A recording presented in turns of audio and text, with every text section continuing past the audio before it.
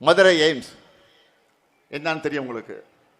Kovai Madurai metro rail, Hosur விமான நிலையம், பேரிடர் நிவாரண நிதி, பள்ளி கல்வி நிதி, கீழடி ஆய்வறிக்கை, தொகுதி மறுவரையில் உயரிய நியாயம், நிதி பகிர்வில் தமிழ்நாட்டுக்கு உரிய பங்கு, தமிழ்நாட்டுக்கு மறுக்கப்படக்கூடிய புதிய ரயில்வே திட்டங்கள், இப்படி தமிழ்நாட்டின் சார்பில் பிரதமர் மோடி அவர்களை கேட்க ஏராளமான கேள்விகள் இருக்கு.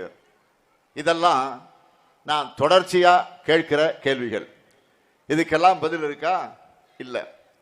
இப்போ புதுசா ஒரு பிரச்சனை கிளம்பி இருக்கு. என்ன தெரியுமா? சிறுபான்மையின மக்களை குறிப்பா கிறிஸ்தவ தொண்டு நிறுவனங்களை குறி வச்சு அந்த திட்டம் கொண்டு வரப்பட்டிருக்கு.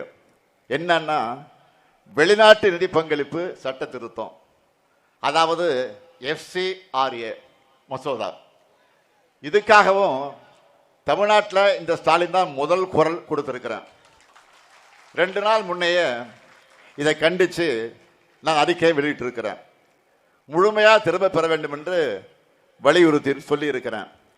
நேற்று மீண்டும் பிரதமர் அவர்களுக்கு அரசின் சார்பில் விளக்கமாக நான் கடிதம் எழுதி இருக்கிறேன். இந்த சட்ட திருத்தத்தால் இந்தியா முழுக்க கிறிஸ்தவ சமுதாய மக்கள் கொதிச்சு போயிருக்காங்க.